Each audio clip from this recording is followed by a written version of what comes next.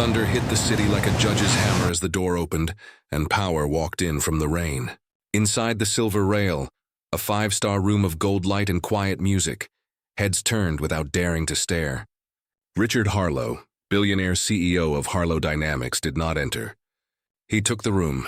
3 aides moved with him like a wall. His coat fell into waiting hands. At the hostess stand, an assistant slid a polished card across the book. Mr. Harlow's reservation. A laughing couple sat at the corner window, the best table in the house. The floor manager hurried over, whispering fast. In 1 minute, the couple stood, smiles folded away like napkins. No apology, no reason, only space cleared by reputation. Whispers slipped along the marble. "That's Harlow," the bartender said, drying a glass already clean. "New York lost a chef the night he dined," a server breathed back. Stories of sharp words and jobs ended with one nod moved through the room like a draft. Rain tapped the tall windows. Violins tried to cover it. Victor, the floor manager, read the chart and paused. He looked toward the service station. "Leah," he said. Leah Johnson turned, tying her apron. She was young, calm, and watchful, with steady hands that made small work look careful. Victor lowered his voice. 12 is Harlow." A bead of worry crossed his face. "You can decline," Leah shook her head once. "I'll take it," she said. Her voice was even, like a level line on a page. She approached the table with measured steps. "Good evening," she said. "Welcome to the Silver Rail." Richard lifted his eyes as if a clock had chimed. "Water, still, cold," he said. "Bread warm. Not hot." He shut the menu and handed it back. "Ribeye 16 ounces rare. No pepper sauce." Knife with a fine edge. Leah wrote nothing. She remembered every word. "Thank you," she said. "Any salad?" "No." "Wine?" "Burgundy." "You're best by the glass." One aide began to speak, then stopped when Richard raised 2 fingers. Leah moved through the station like a quiet tide. Glass, plate, cloth. At the pass, the chef met her eyes. 12 is rare? "Rare means rare," she said. The grill hissed like rain on iron. At his table, Richard's phone lit his face with market lines that rose and fell like a private ocean.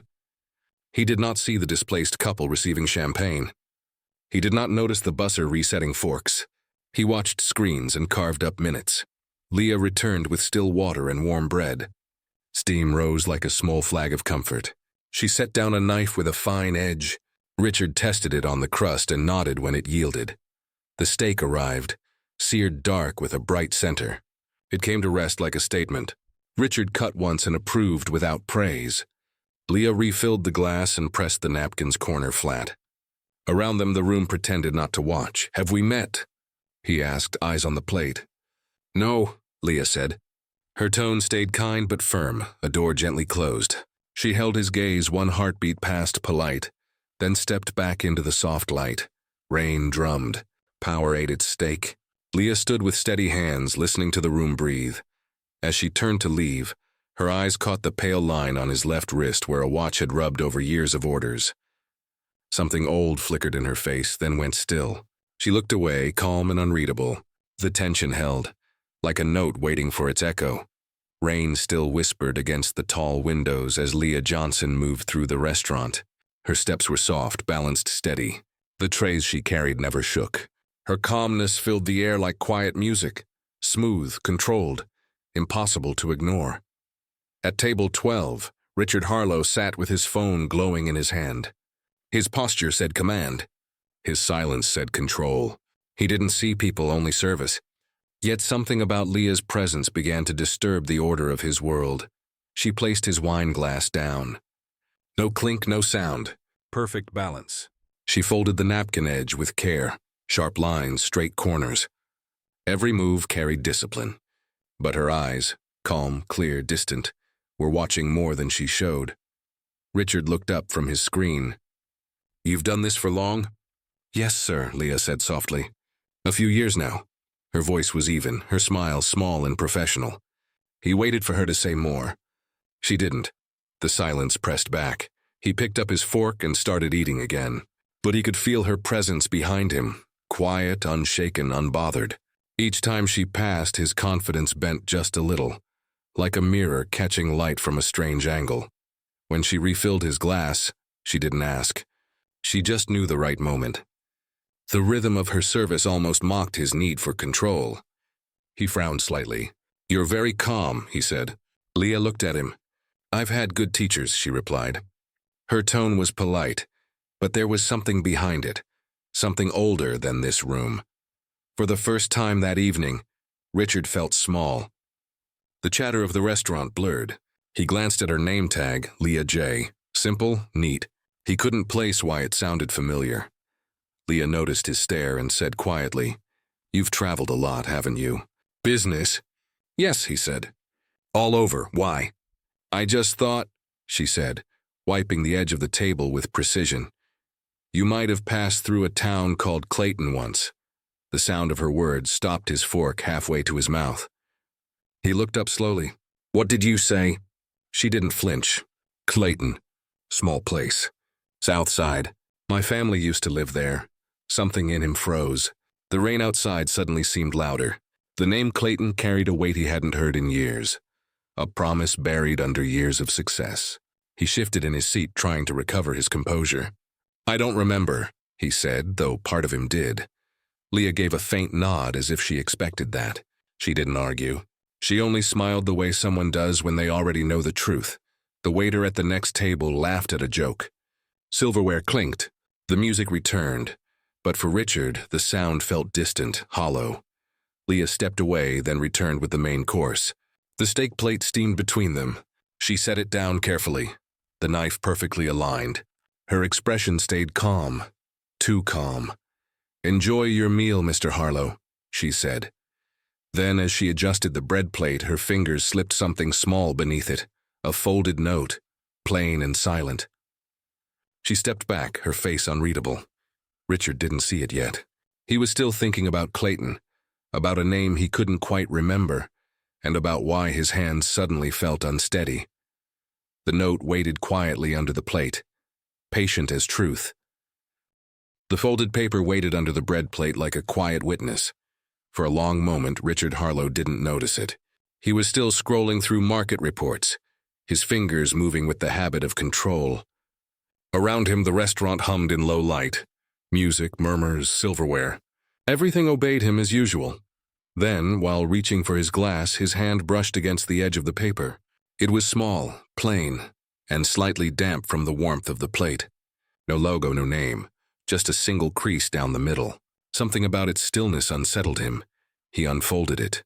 The handwriting was neat and careful, the kind that belonged to someone who thought before writing. 3 short lines sat in the center. "You visited Clayton High in 1998. You made a promise to a janitor's daughter. You never kept it." The words didn't shout. They whispered. And that was worse. Richard's hand froze. His heartbeat slowed, then stumbled. The music faded into the distance. For the first time all night, his confidence cracked. Clayton. The name was a door he thought he had locked years ago. But now it opened whether he wanted it or not. The steak before him cooled. He didn't touch it. Instead, memories began to rise, sharp, unwelcome. He saw a school gym, echoing with the noise of applause. He remembered standing at a podium, younger, full of speeches and smiles. Behind him hung a banner, Harlow Dynamics, Building Futures. Cameras flashed as he shook hands with teachers and students. And there she was, a girl with bright eyes, standing next to a man in a janitor's uniform. She had handed him a letter that day, asking if she could apply for the scholarship he had just promised on stage. He remembered saying, "Of course. You have my word." He also remembered throwing that letter onto the back seat of his car after the event, where it stayed until someone cleaned it out. He had forgotten her name, but not her eyes. They had been full of belief. He had seen that look before, tonight across the table in Leah's calm stare. Richard looked up slowly. Leah was standing a few steps away, arranging plates at another table. She wasn't watching him directly, yet something in her posture felt deliberate, steady, a quiet mirror to his unraveling calm. He looked down at the note again. The ink seemed darker now. He turned it over, searching for a name. There was none, only that ache of recognition that wouldn't let go. The chatter around him dimmed. Even the clinking glasses sounded distant.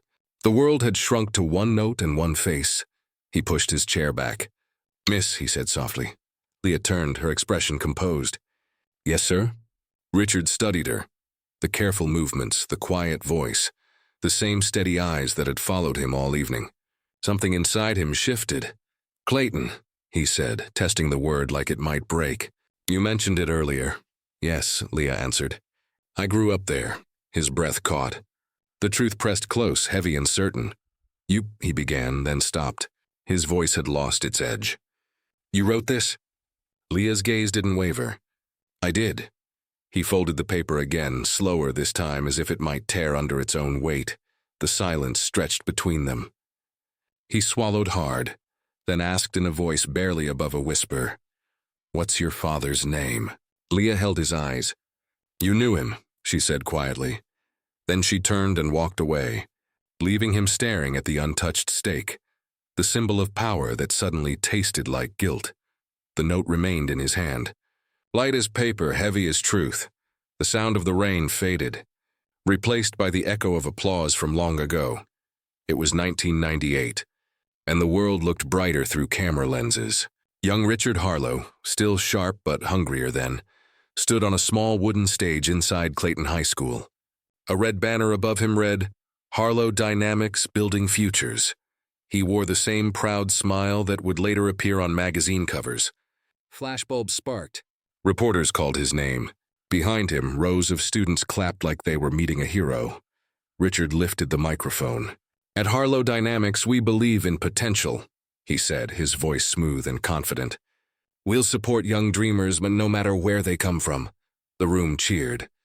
The principal nodded with admiration, but not everyone believed the words were meant for them.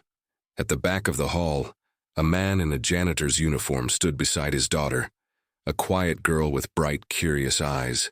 Her name was Leah Johnson. She clutched a small notebook filled with sketches of engines and machines she had drawn from library books. When Richard stepped down from the stage, she moved forward shyly. "Mr. Harlow?" she said. He turned, still smiling for the cameras. "Yes, young lady. My father works at your factory," she said, holding out her letter with both hands. "You said you help students who want to study engineering." "I want to apply." The photographers turned their lenses toward them. It was a perfect moment. Rich man meets working-class dreamer. Richard knelt slightly, smiling for the photo. "Of course," he said warmly. "Send it to my office. I promise you'll hear back." The cameras clicked. The reporters loved it. He shook her hand, then stood tall again, brushing invisible dust off his suit. Minutes later, he was back inside his black limousine. His aide Mark sat across from him, flipping through folders. The letter lay in Richard's hand, folded neatly, written carefully in blue ink.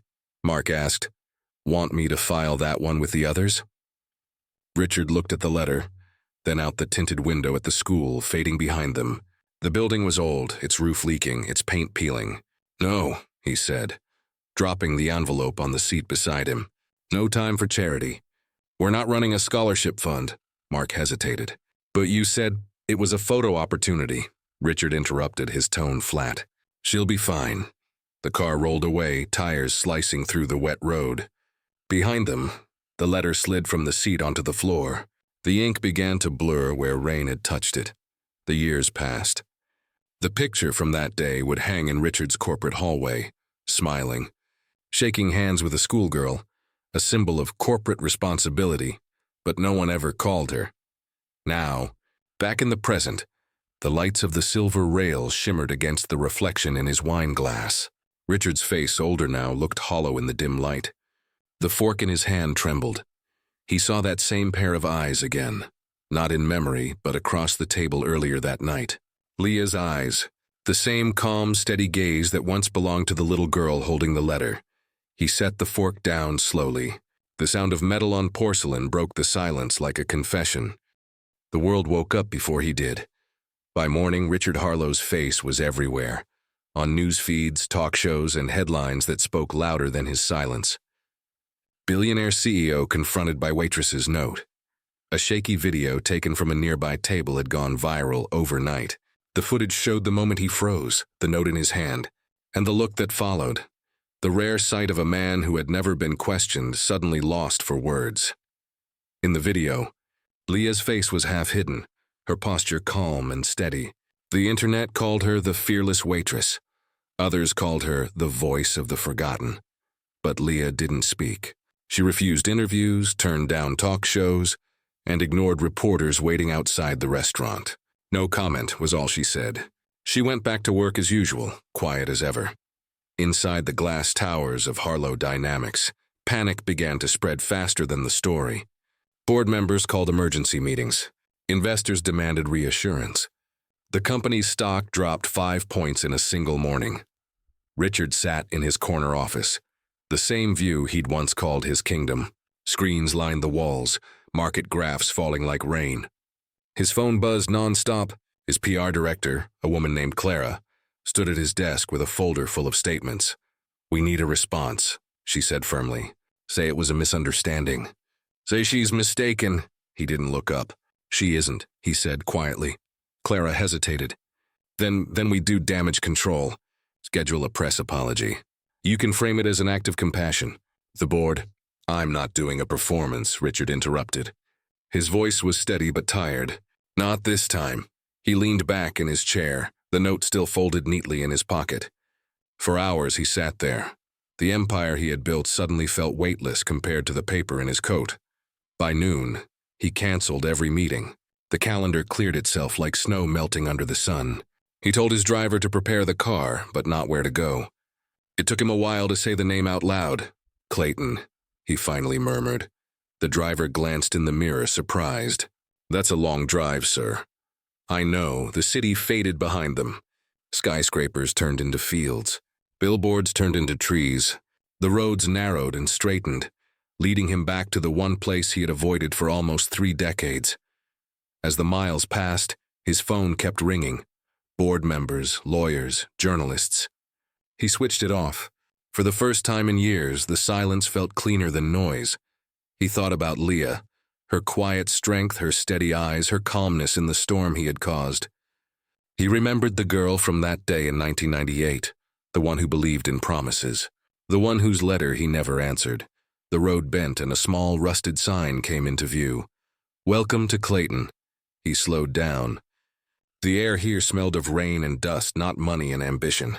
Houses looked smaller. The streets were emptier. Finally, he stopped. In front of him stood a building with broken windows and fading blue paint. "For sale" sign leaned crookedly in the yard. It was the same school. Clayton High. Richard stepped out of the car. The wind tugged at his coat as he stared at the place where his promise had died 27 years ago. The rain started again, light but steady, like the world whispering, "Now face it." The school was smaller than he remembered. Richard Harlow stood by the rusted gates of Clayton High, where vines climbed the fence like slow memories trying to reach the past. The rain had stopped, but the ground was still wet, reflecting the faded sign, "For sale." He pushed the gate open. The metal cried out, the kind of sound that belonged to places forgotten. Inside, the hallway smelled of dust and silence.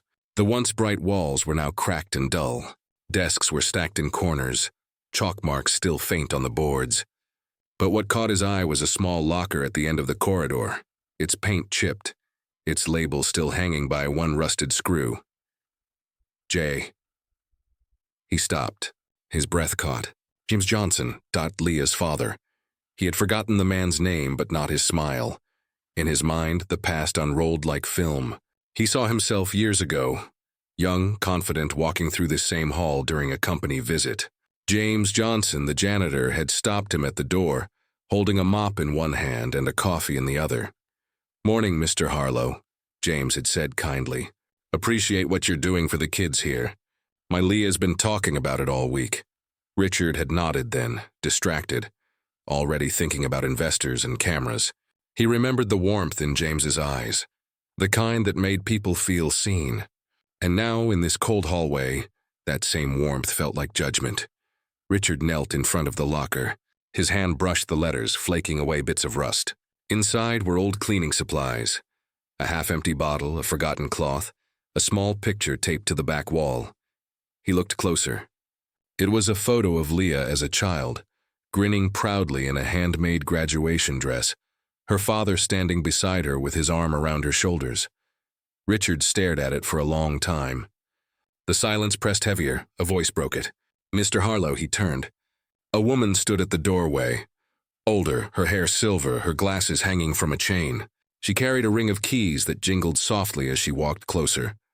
"I thought that was you," she said with gentle surprise. "Haven't seen you since that big visit years ago." "I'm Mrs. Langley, retired now. Used to teach English here." Richard forced a faint nod. "The place hasn't changed much," he murmured. She smiled sadly. "No, not much.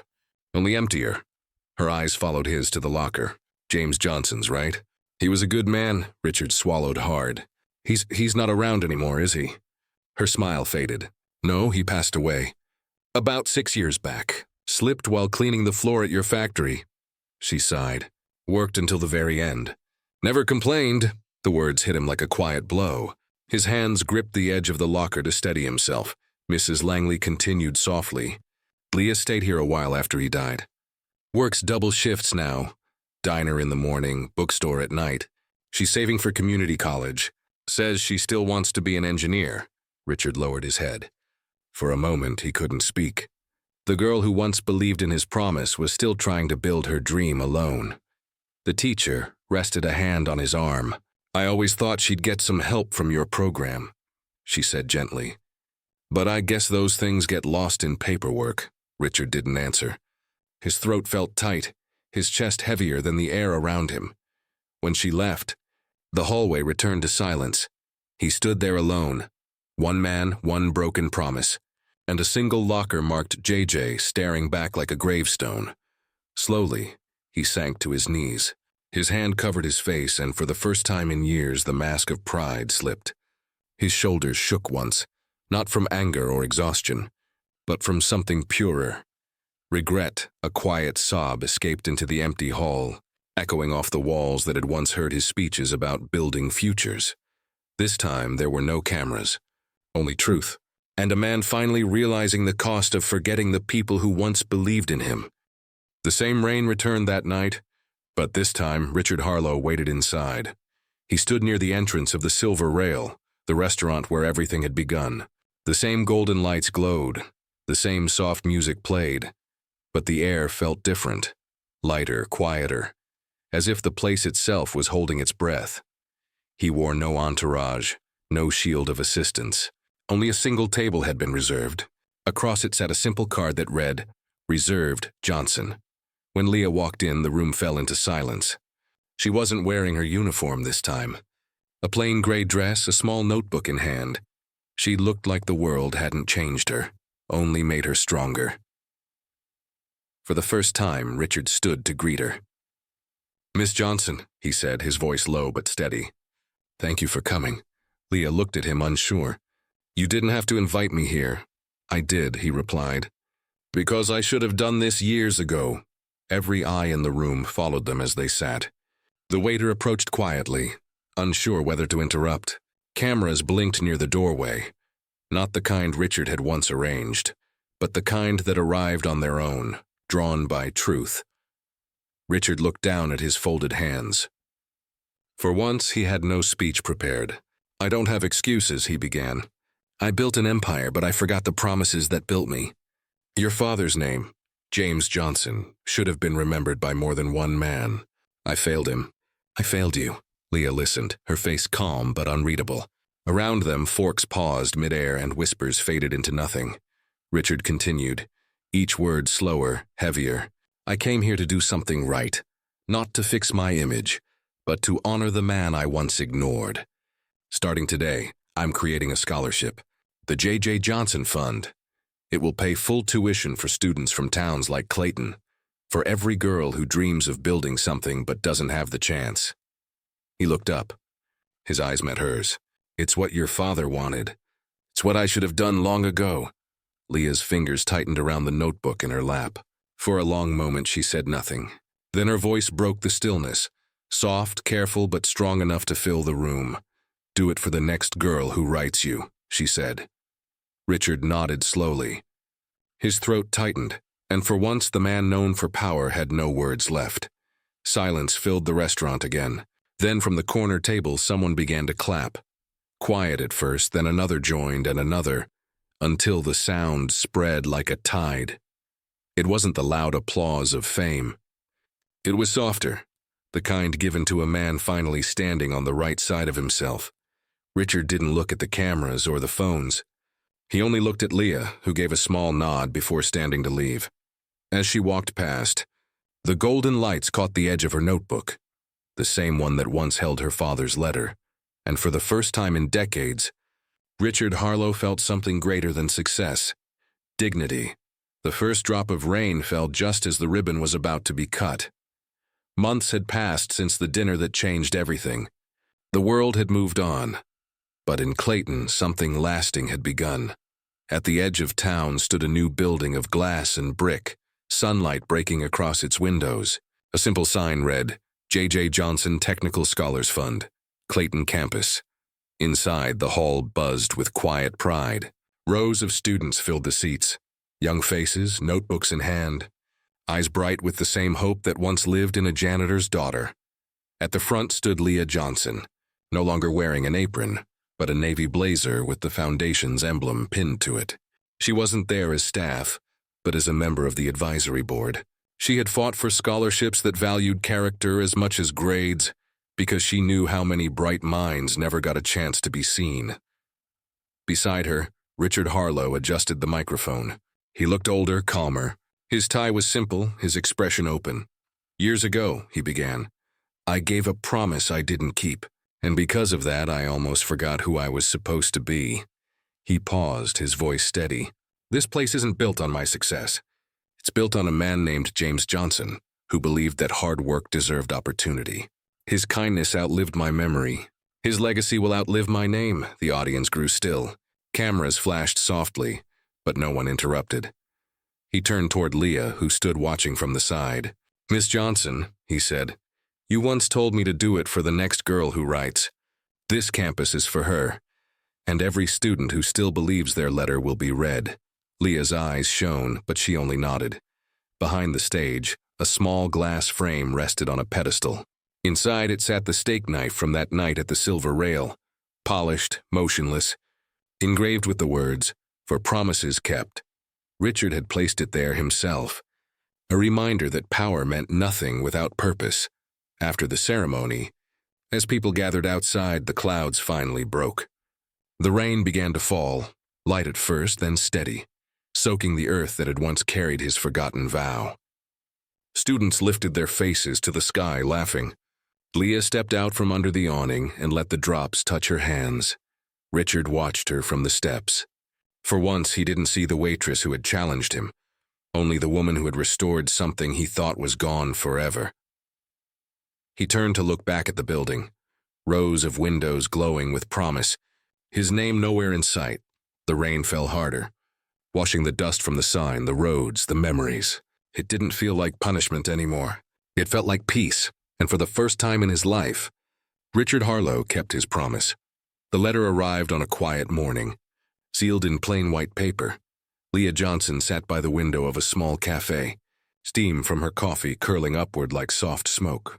She turned the envelope over, noticing the handwriting, careful, uneven, and familiar. Inside was a single line written in black ink. To the waitress who reminded me I once had a soul. R.H. For a moment, she didn't move. The words were few, but they carried the weight of everything that had changed. A promise kept, a name redeemed, a heart repaired. Leah smiled, the kind of smile that belonged to peace, not victory. She folded the letter neatly and placed it under her cup, pressing it flat with her fingertips. Then she stood, adjusted her coat, and walked out into the light rain. Minutes later, a young waiter came to clear the table. He found the letter, paused, and read the signature. His face softened. He slipped it into his pocket, still smiling. History repeating, but this time in kindness. Outside, the rain fell steady. Somewhere beyond the glass, laughter drifted through the sound. Gentle, distant, complete.